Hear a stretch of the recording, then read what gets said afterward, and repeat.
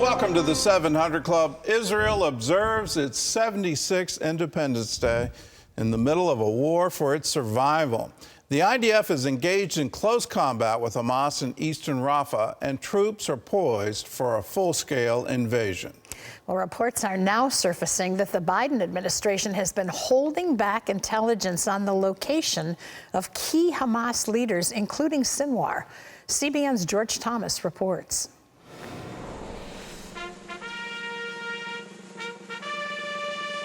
Israel's 76th Independence Day ceremonies were mixed with grief and sorrow this year as war rages on and the fate of the hostages in Gaza remain unknown. The state of Israel was not there on October 7th in full force and power as we all expected, but since then it has been working every day to return you home to your family. Israeli troops meanwhile pushing deeper into eastern Rafah, dismantling Hamas infrastructure. IDF soldiers said to be engaged in close quarters combat with the group's terror fighters. The U.S. believes Israel has enough troops deployed outside the city to launch a full ground invasion. Further north, in Jabalia, a steady stream of people continued to pour out of the city as IDF forces re-engaged Hamas fighters there. We escaped from the shelling and missile attacks. We couldn't bear all this, so we ran out. There's evidence that despite Israel's efforts to eliminate Hamas from northern Gaza, that fighters are regrouping in areas once cleared out. U.S. officials now doubt whether Israel can achieve total victory in Gaza and are warning they could face a resurgent terror group. Israel's on the trajectory potentially to inherit an insurgency with many armed Hamas left, or if it leaves, a vacuum filled by chaos, filled by anarchy, and probably refilled by Hamas. In Rafah, the UN says more than 450,000 Gazans have fled the city for safe zones as Israel potentially prepares a full-scale invasion of Hamas's last stronghold. The Biden administration, still trying to prevent such an operation inside Rafah, reportedly has withheld critical intelligence regarding the location of Hamas leaders, including Yahya Sinwar, the architect of the October 7th attacks. The release only coming if the Israelis agree to a limited and targeted operation in the southern Gaza city. This is part of a trend and a pattern.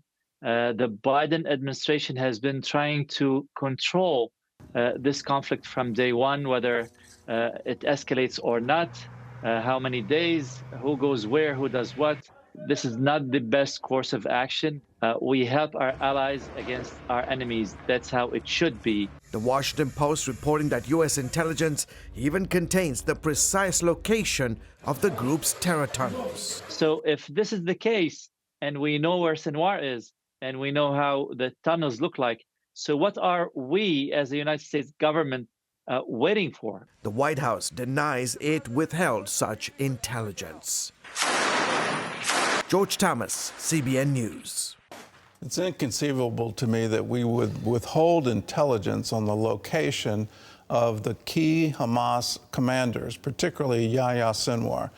If his location was disclosed to the IDF, they would move quickly and they wouldn't hesitate. He is a murderous thug. He should have never been released from Israeli prison. In his history, why he ended up in an Israeli prison is he killed 4 Palestinians. He murdered them because they dared to do business with Israelis. He said, this is unacceptable to us. You cannot do business with them. You can't have any relations with the Israeli Jews.